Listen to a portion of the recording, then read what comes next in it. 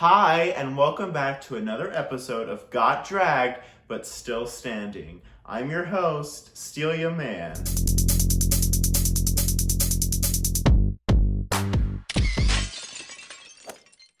This week we have none other than the wacky and beautiful Phantasma. Hey Phantasma, how are you doing? I'm doing stun, feeling fresh to the touch. I'm not exactly sure what that means, but I hope it means that you're doing well. Let's get right into this interview with the first question. How long have you been doing drag? When I joined the show, I had been doing drag for a little over a month. I have now been doing drag for just over 3 months, I think.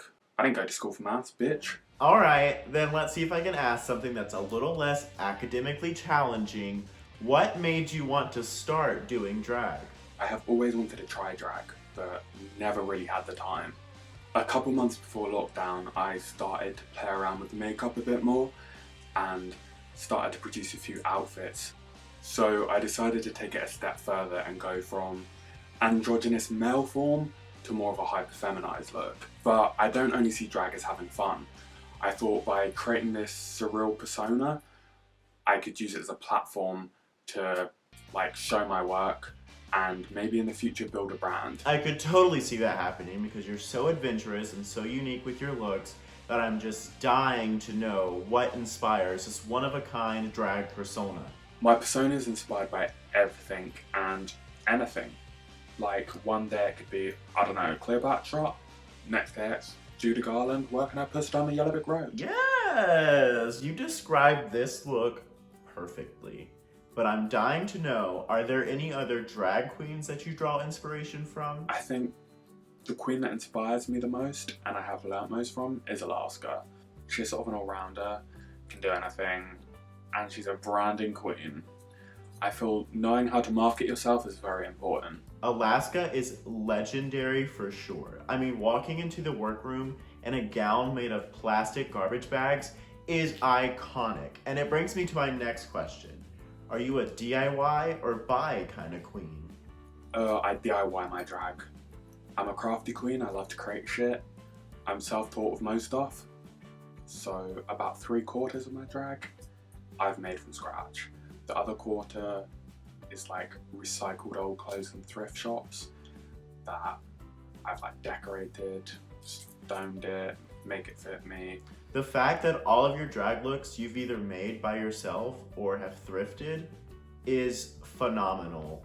But that's one thing that I'm sure that a bunch of people don't understand about drag is just how expensive it can get. Even if you're thrifting, even if you're doing all these DIYs, it can still be pretty expensive. So that brings me to my next question. Do you have a job outside of drag that helps you pay for everything that goes into creating your drag looks? I'm a chef. About 3 years ago, my 2 eldest brothers started a business. A couple months in, I joined the partnership. It's basically a plant-based kitchen, all vegan. My brothers are both vegan. I'm not. Could never convert to a soy boy. Ooh, has your drag influenced your work there at all? I wouldn't say drag influences it in any way, but I love creating different themes, like you eat with your eyes. So it's fun creating a colour palette for a dish, like you would for a set of clothes. An interesting fact about me that some people might not know is that I actually used to make and decorate cakes when I was in high school. I even got to use some of the things I learned when I used to make cakes for my finale film in Get Dragged when I made that cherry cake for my movie. But speaking of Get Dragged, what was your experience like filming for Get Dragged? Girl, it was a complete fucking mess. Something was always happening when I was trying to film, accidentally tripping and pulling my whole makeshift green screen down. Also, while rushing the auditions, I had the dumb idea of putting on a posh accent. I thought, let's get some fucking Americans, play on a stereotype. But I just came across like a raging British bitch monster. I did hear that you were quite literally a last-minute addition to our cast. So I want to know the tea on that. What was going through your head when Elvirus messaged you, and just how long did you have to send in your audition and your tagline challenge? I was just video chatting, talking some shit with some heifers, and I was like, ew, Gross. Who's messaging me on Instagram? It better not be another sugar daddy trying to bang me again. And there were a lot of creeps that week. And I have receipts. So I was like, what balding bastard is trying to snaffle my snaps today? I was like, oh, it's some goth bitch. She complimented one of my pictures or some shit. So she was like, Phantasma Gloria, come join my drag show, girlfriend. Sure, why not? Fuck it, haven't got anything better to do. She was like, the deadline is tomorrow. I was like, Mary, alright. I'd only used the green screen once before, so I didn't have one. So I had to like build one out of card. I did my look for my audition in about 40 minutes. I was like, honey, she's a look. And then when I rewatched it, I was like, honey, she's a mess. Jesus, take the wheel. Well, I'm super glad that you joined the cast because it was really nice having another queen that was around the same age as me and that was less experienced like I was than all the other girls. But I'll be honest with you, the fact that I was younger and less experienced than the other girls really made me feel like I was going to be at a huge disadvantage in this competition. Did you ever feel anything like that? No. I'm a cocky little bastard. So, I don't really care where I place as long as I make an impact and grow my social medias. However, I didn't realise there would be bitches who'd been doing drag for like 10 years. So I was like, well, shit.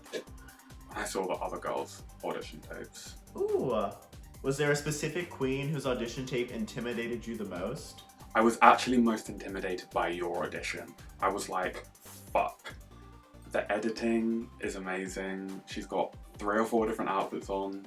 I was like, I wish I put more into my audition instead of slamming my face against the counter, checking my arse pits and tits. I thought I was just gonna be cannon fodder.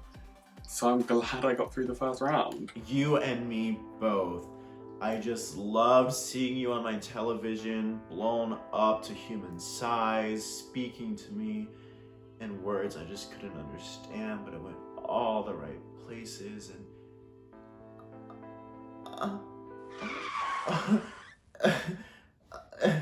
woo! Anyways, next question, and it's the question that I've been dying to know for months now.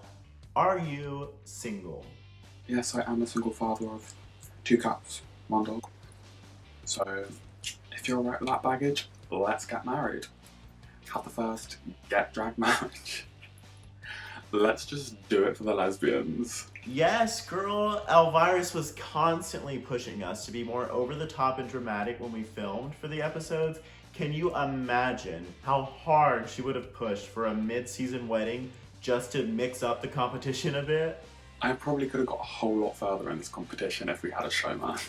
I'm not really sure that a marriage to me would have bought you any more time in the competition than you already had. I mean, did you see the finale voting?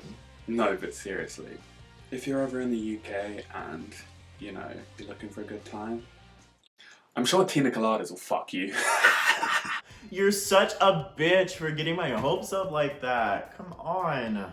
But I have one more question, and if history repeats itself, I'm sure I already know the answer to it, but I'll ask it anyways.